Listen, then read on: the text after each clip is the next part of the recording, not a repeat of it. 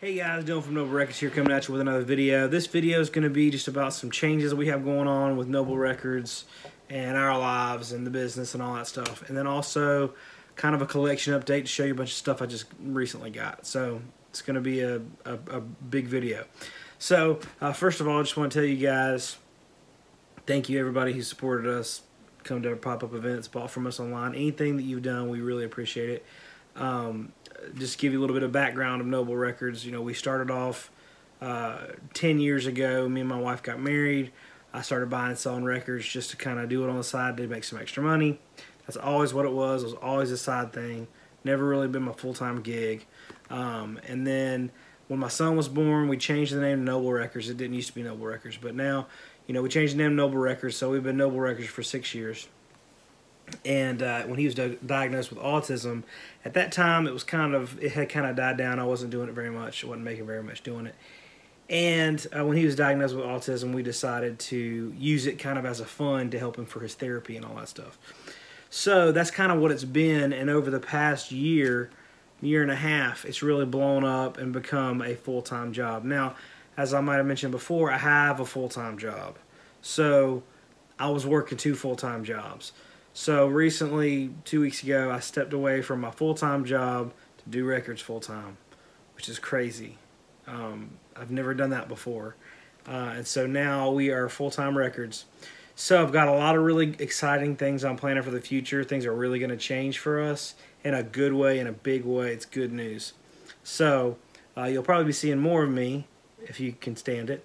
And, you know, I'm going to try to be offering some things for sale online, like records for sale online, because I know a lot of you long-distance people that are from across the country cannot buy from me because you don't come to my pop-ups. And so I'm going to try to offer some things to you as well, so I'm not just teasing you with all my videos, and you can actually get in there. So, anyways, thank you all for listening to this rant. You may not care, but that is what's been going on with me.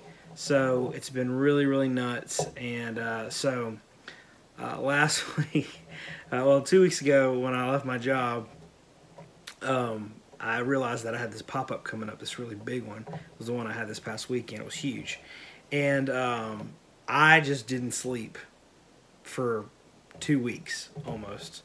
I mean, I worked like I literally had to price. And especially the week leading up to it, I literally priced over 1,000 records that week, which is it's crazy.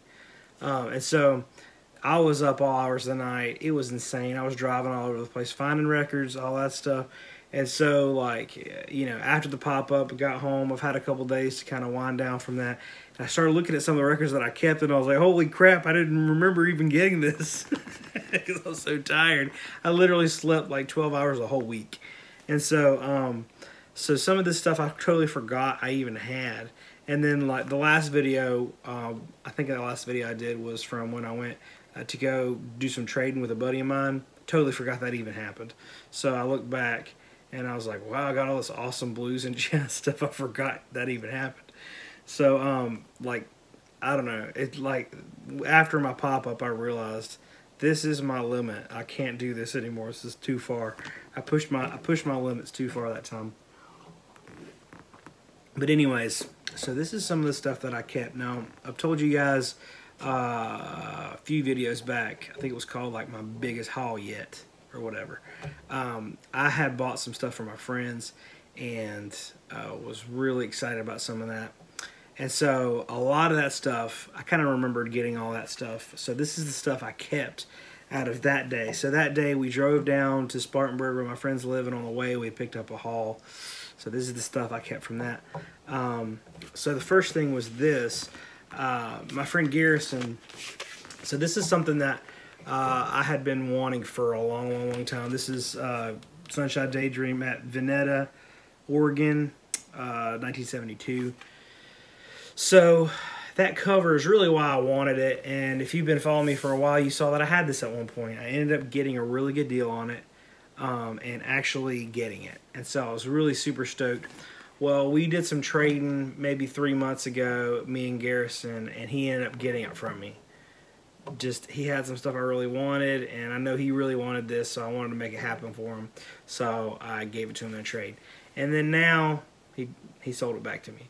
So this has been mine before, but it's now mine again, and I regret it ever since the second it left my hands. I've regretted it ever since. So just the cover, the artwork is just killer. It's got this tie-dye tapestry type thing going on. It's an amazing show, amazing artwork on this. This is my favorite Grateful Dead box set, and I'm thrilled to be able to have it again. These go for a lot of money now. I hope, and see, Grateful Dead, they'll do this sometimes. They have like these box sets that are worth a buttload of money because they're sold out and they're not in print anymore. And then they'll go back, like the Cornell show, which is this one right here next to my record shelf, which is this one right here. That's the Cornell show. They were going for like $300 and $400 online because, you know, they were out of print, and then now they reissued them, so the prices have kind of gone down. I'm happy if they reissue this so more people can get it because it's great. And I know a lot of people are just kind of looking for that one. This is one you're not going to believe I didn't have this, but this is a Led Zeppelin Song That Remains the Same. It's this incredible box set. Comes with a bunch of stuff. I'm not going to pull everything out. Who am I kidding? But you know what it comes with. But these aren't really even that expensive. I think you can get these for like 75 bucks or something. But I just didn't have it. I had it in the past and just haven't had it in a while. And it's kind of been a gap in my Zeppelin collection, if you can imagine that. So that's one I'm really excited about getting. Oh, hello. So then this next one, I showed this one, but so I ended up getting 3 of these UHQR Jimi Hendrix Axis Bold as Love. And the last video that I had, I showed that I had gotten 3 of them, and they were all sealed. I ended up trading the mono and the stereo for a bunch of stuff to sell at my pop-up, and this is the one I kept. This is a stereo copy. This is now unsealed because I've listened to it. Let me just tell you guys, holy moly, this blew my socks off. Freaking phenomenal. Sounds amazing. Really, I know there's a lot of hype over it. It's worth the hype. It's super dope. You kind of just pull it out, and then the album is on the inside with a bunch of like fun inserts and stuff. So I was really excited to get that. That's something that I really regretted not pre-ordering because I didn't think I'd be able to get it. So this is Grateful Dead, Capitol Theater, New Jersey, 1977. Limited to 7,700 copies. I think this was a Record Store Day deal. It's on Rhino. This is one that I don't ever remember getting a shot at this. It's 2016. I don't really go to Record Store Day, but this is a great box set, man. It's killer. And just kind of always wanted it. And the prices online are nuts for it. So I'm really glad that he let go of this and I was able to keep it. Because like I said, I'm a big Deadhead man. This was Grateful Dead. Wake Up to Find Out. Nassau Coliseum, New York, 1990. This is a good companion to the spring 1990 So Glad You Made It, which is this one. I've already had this one. But anyways, this one's another Record Store Day deal that I remember when it came out. That's 2016, 15. Was it 15? Yeah, that makes sense. That checks out. So 2015, I just remember kind of really hurting for money when that came out. Just having a rough time with a bunch of stuff, and I wasn't able to afford it at Record Store Day, and it was over $100, and I was like, I just can't spend that on vinyl right now. That would just be irresponsible of me, so I didn't. This is Dick Picks Volume 34, Grateful Dead, 1977 Community War Memorial, Rochester, New York. These Dick's Pick sets are really, really cool, and I know when this one came out, shortly after it came out, it went up in value pretty quickly, and I wasn't able to get one. And so Garrison, he's the kind of guy where when something comes out, he jumps right on it, and he always gets good stuff. So was very appreciative of his lack of procrastination on this, which enabled me to get it. So let's see what else we have here. This is another one, Jerry Garcia, Before the Dead. This one's actually even still sealed, if you can believe it. I love Jerry Garcia. He's such a phenomenal musician. I haven't even looked at this, because like I said, I just got it, and I'm really just like starting to wind down from such a crazy time. So this is like a bunch of different recordings and stuff. Jerry Garcia did some insanely good bluegrass and stuff. Brilliant, brilliant artist he was. But anyways, so I was glad to be able to get that. I wanted that one, but like I said, I don't sit in line for a record store today. I just don't have time for that in my life, and so I miss out on some things. Gotta ask yourself if it's worth it. So, anyways, this is the Merle Saunders and Jerry Garcia Keystone Companions, the complete 1973 fantasy recordings. I have not even looked at any of this stuff, like I said. So this has, wow, that's cool. So it's got a booklet, and then these are the different LPs. Look at that. Really, really cool. The Grateful Dead stuff, you'd be surprised, but I rarely see many like Grateful Dead. I know some of the later releases, there are some color vinyl, but for these box sets, I don't think I've seen many of them, or any of them with color vinyl. So there's a bunch of inserts and stuff. Really cool. I'm looking forward to being able to dive into that. Sweet. And then this box sets are just so clumsy. This is a Bob Dylan, the Whitman tapes, or the Whitmark tapes, 1962 to 1964. This is Bootleg Series Volume 9. This one just kind of stood out to me. I thought about trading it, but kind of wanted to give it a listen before I did, so I ended up hanging on to this one. Most of those Bootleg Series box sets, I don't know what I was thinking, but I traded them all to get more inventory for my pop-up. So I ended up getting a lot of really good stuff for it. So it's not too devastating, but yeah, I wanted at one point to get all the Bootleg Series, and when I bought that haul, I was kind of close. This is the Neil Young and Blue Note Cafe. Let's see, I don't actually know anything about this, if I'm being honest. Yeah, so this was, just trying to read the information here. This is Archives Performance Series. Pretty cool. I don't know, like I said, I mean, I love Neil Young. This looks like Neil Young later stuff, like, you know, late 80s, early 90s, something like that. So, sorry for my lack of preparation here. Let's see if this little thing gives us some info. So this is recorded in 1987, 1988. So I was right. But anyways, cool stuff. Can't wait to dive into that. I didn't even know that box set existed until I got it from him. So thank you, Gary. And then this really sweet Yardbirds 68 box set. Some really cool stuff. A really thick booklet in there. And double LP. Just really well done. I love the texture of the jacket. Really cool. I've been wanting that one and hadn't gone out and paid for it yet. So, and then this one I'm excited to get into. I don't know if you can see it. It says the Jimmy Page soundtracks. And so, like, I also did not know this existed. So, man, that is so cool. The texture on this. It's just so silky and smooth. Love it. So thank you, Gary, if you're watching this. You're a true friend. And these are in better hands now. These are in a better place. If that makes you feel any better. So anyways, on the way down there, so we stopped at that, it was like a warehouse, and the guy had a pallet of records. And most of them were not very good, but there's 2 crates of really good, like, new wave and punk stuff. And in the stuff that wasn't really very good, it was a bunch of soul and stuff, which is great, but it was destroyed. Like, a lot of it was in really bad shape. I ended up throwing a lot of it away because it was really, really bad shape. Like, I wouldn't put it on a turntable to listen to it because the scratches were so bad. It'd be bad for your needle. But anyways, this is one that I was surprised to find in really, really good shape. This is Purvis Lee himself. This is one, especially if you're in the Charlotte area, keep an eye out for old Purvis Lee. He was a Charlotte musician, folk, soul type of thing.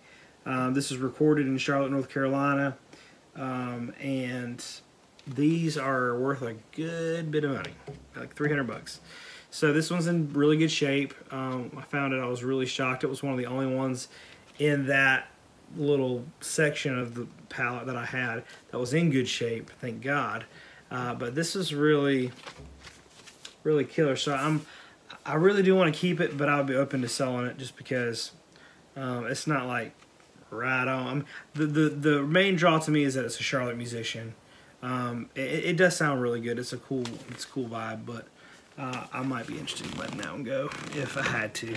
Someone twisted my arm to do it. I probably would. This is one, John Mayer, Born and Raised. This came out in 2012.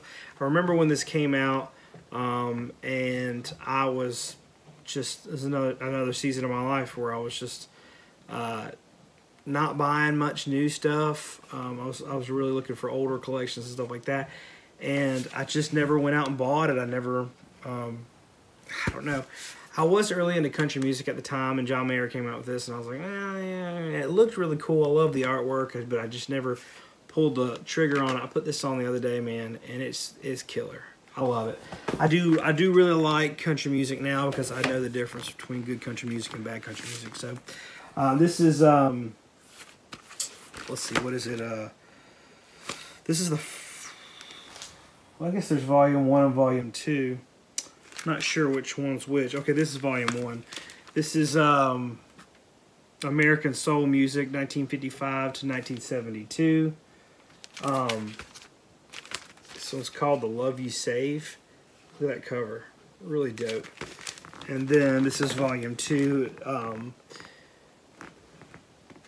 Look at that. All this goes to. That's what this one's called. But I'm excited to get to listen to these. I haven't listened to them yet. They look really cool. It's just like a comp of American Soul music.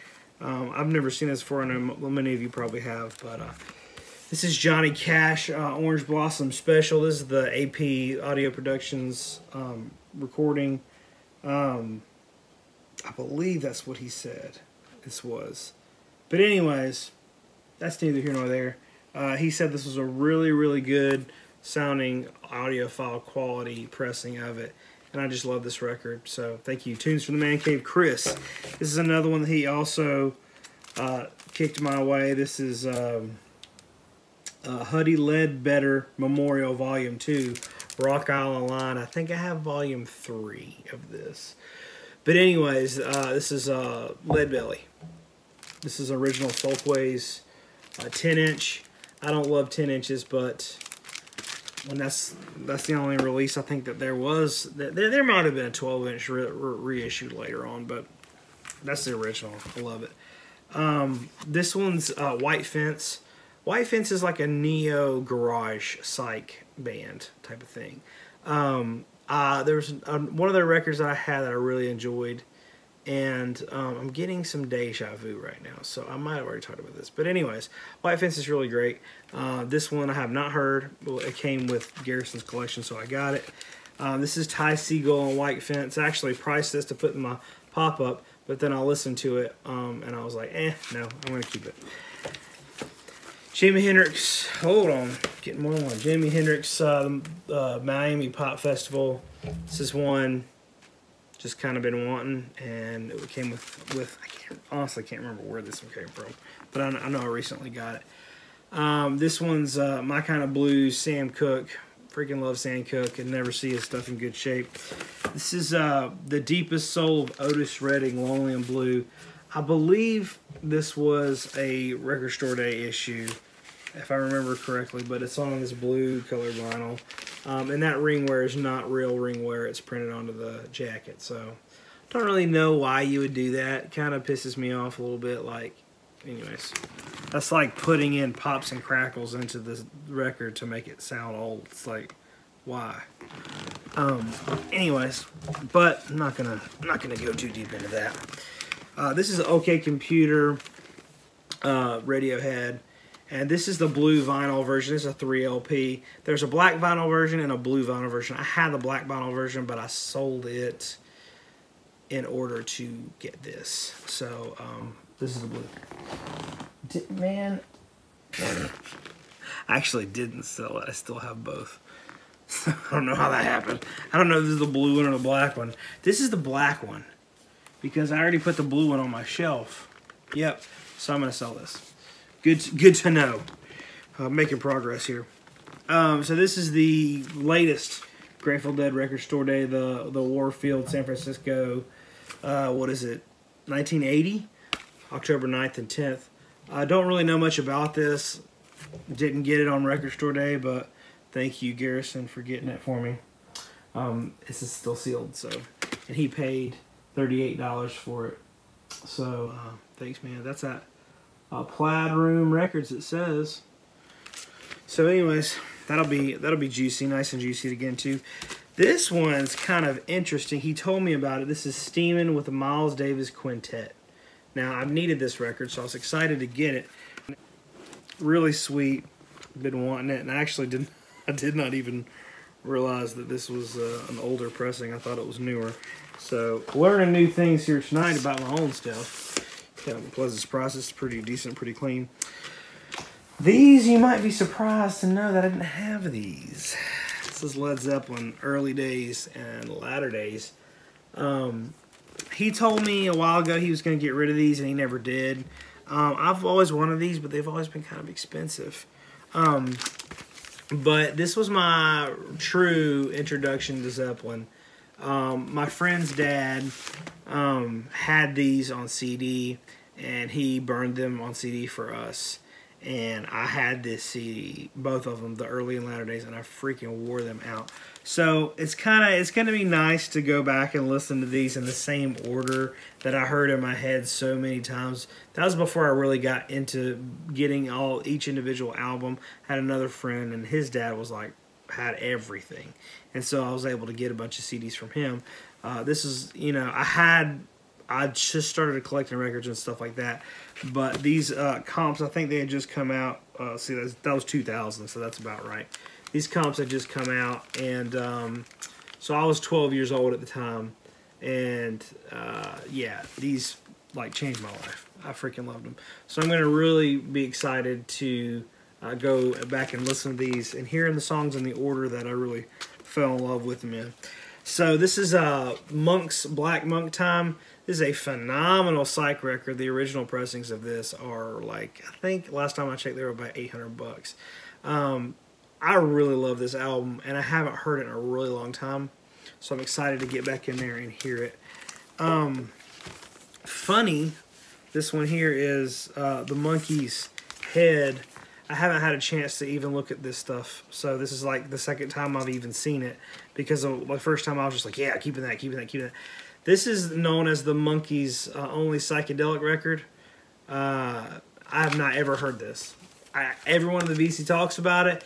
I've never had a copy. I've never sought it out. I've never listened to it online. I've never heard it. Just because it doesn't seem like it would be that good to me. But that's coming from me literally not knowing if it, I mean, that's just me going off of the Monkey's reputation. Anyways. The Orb featuring David Gilmour. I actually had never even heard of this. So, pretty cool. This apparently came out, I've not heard this. This came out in 2010, so I must have missed this. I must have flew under my radar. So yeah, look forward to listening to that because David Gilmour, let's face it, he's the best. This is one I've always wanted. Neil Young and Crazy Horse Psychedelic Pill. This is freaking amazing. And this is just one that I've always kind of had on my list that I wanted. I've never gone out and gotten it. And so this was sweet. I think it's a 3 LP. Yeah, it's just freaking gnarly. This is a Grateful Dead, Peony Garden, Vancouver, Canada. July 29, 1966. This was a Record Store Day deal. And it's kind of one I've seen around, but I never had because I don't, like I said 1,000 times in this video already, I don't do Record Store Day. This is 2017.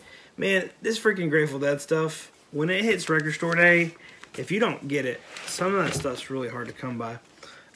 So this is another one. I really regretted not getting this one. This is Grateful Dead Winterland.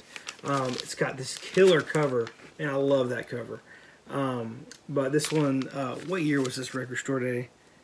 2012. Yeah, I remember debating on getting this, and I just didn't have the money at the time to go get it.